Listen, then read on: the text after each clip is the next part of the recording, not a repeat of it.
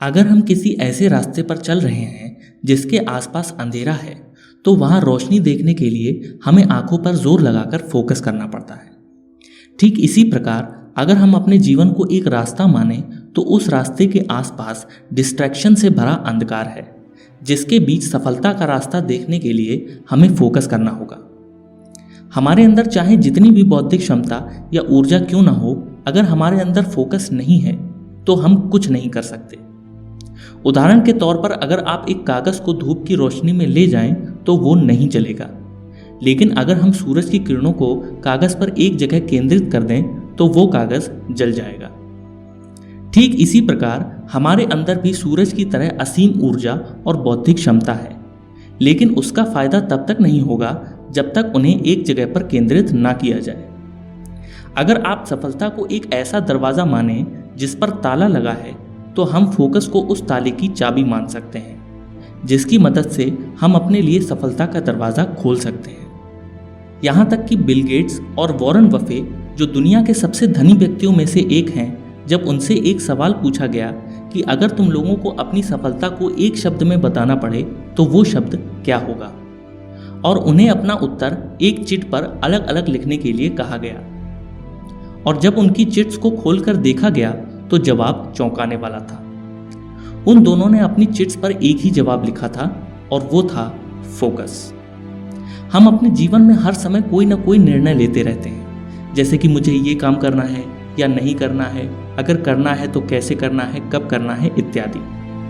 और निर्णय लेने के लिए या कोई काम करने के लिए हमें सोचना पड़ता है, और फोकस हमारी हर तरह की सोच का प्रवेश द्वार है, क्योंकि फोकस हमें किसी भी चीज को गहराई से सोचने और समझने की क्षमता देता है। फोकस का ना होना लोगों के लिए एक बहुत बड़ी समस्या है, और इससे भी बड़ी समस्या ये है कि उन्हें ये पता ही नहीं होता कि फोकस करना कैसे है। तो इसके कई रास्ते हैं, जिनमें से पहला एकमात्र ऐसा रास्ता है जिसे अगर हमने कर लिया तो हमें कुछ और करने की जरूरत नहीं पड़ेगी, और वो है डिस्ट्रैक्शन को अवॉइड करना। दरअसल फोकस और डिस्ट्रैक्शन एक दूसरे के विलोम शब्द हैं, जिस तरह रोशनी और अंधेरा एक दूसरे के विलोम शब्द हैं। अगर कहीं भी अंधेरा है तो इसका मतलब है कि वहां रोशनी नहीं है, और अगर कहीं भी रोशनी है तो इसका मतलब है कि वहां अंधेरा नहीं है। ठीक इसी प्रकार अगर कहीं डिस्ट्रैक्शन होता है तो वहां फोकस नहीं हो सकता, लेकिन अगर जहां डिस्ट्रैक्शन नहीं होगा वहां फोकस का होना लाजमी है। तो अगर किसी भी तरह हम अपनी लाइफ से डिस्ट्रैक्शन को हटा दें तो हमारा फोकस अपने आप ऑटोमेटिकली सेट हो जाएगा। लेकिन ये सुनने में जितना आसान लगता है उतना है नहीं, क्योंकि जैसा कि हमने अभी जो भी बताया उससे ये पता चलता है कि फोकस और डिस्ट्रैक्शन एक दूसरे के ऑपोजिट हैं, लेकिन बराबर हैं। तो हमें फोकस को सेट करने में जितनी कठिनाई आएगी, सेम उतनी ही कठिनाई हमें डिस्ट्रैक्शन को अवॉइड करने में भी आएगी। लेकिन एक कारगर और आसान तरीका है जिससे हम डिस्ट्रैक्शन को काफ़ी हद तक अवॉइड कर सकते हैं, और वो है टाइम मैनेजमेंट। असल में हमारा दिमाग हमेशा डिस्ट्रैक्शन की ओर भागता है, इसलिए जब हम अपना कोई काम रैंडम टाइम पर कर रहे होते हैं तो हमारे दिमाग को ये पता ही नहीं होता कि कौन सा काम किस टाइम पर करना है, और ये काम ज़रूरी भी है, क्योंकि जैसा कि हमने अभी बताया कि हमारा दिमाग हमेशा डिस्ट्रैक्शन वाली चीज़ पर भागता है।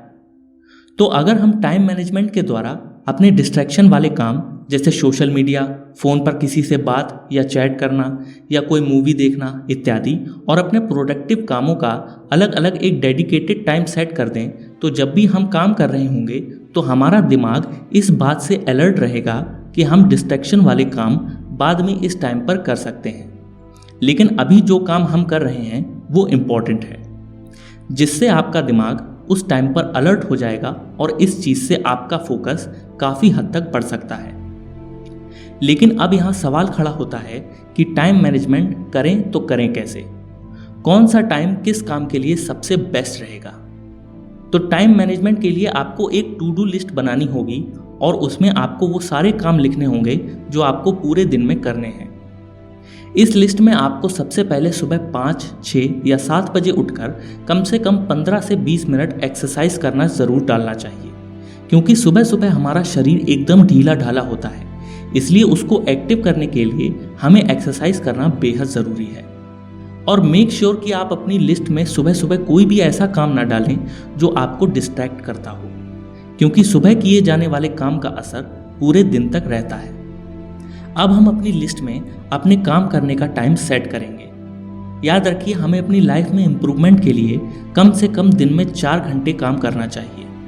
4 घंटे काम करना काम करने का एक सबसे मिनिमम टाइम है। और सिर्फ काम ही नहीं, अगर कोई पढ़ाई भी करता है तो उसे पढ़ाई भी दिन में कम से कम 4 घंटे तक करनी चाहिए। ज़रूरी नहीं है कि आप अपनी लिस्ट में पढ़ाई या कोई काम 4 घंटे लगातार डाल दें। आप इसे अलग अलग पार्ट में भी बांट सकते हैं, जैसे सुबह 2 घंटे और रात को 2 घंटे। अब बात कर लेते हैं डिस्ट्रैक्शन वाले कामों की। अब क्योंकि हम पूरे दिन काम करके थक जाते हैं तो हमारे माइंड और बॉडी को रिलैक्स चाहिए होता है। इसलिए इन कामों को आप रात के वक्त के लिए रख सकते हैं। लेकिन कुछ लोगों को आदत होती है रात में काम करने की, तो वो इन कामों को दोपहर के समय भी कर सकते हैं। तो ये थे कुछ टिप्स और हिंट्स जो आपकी टू डू लिस्ट को काफ़ी हद तक बेहतर बना सकते हैं। Number 3, avoid multitasking. मल्टीटास्किंग मतलब एक वक्त पर अलग अलग काम एक साथ करना।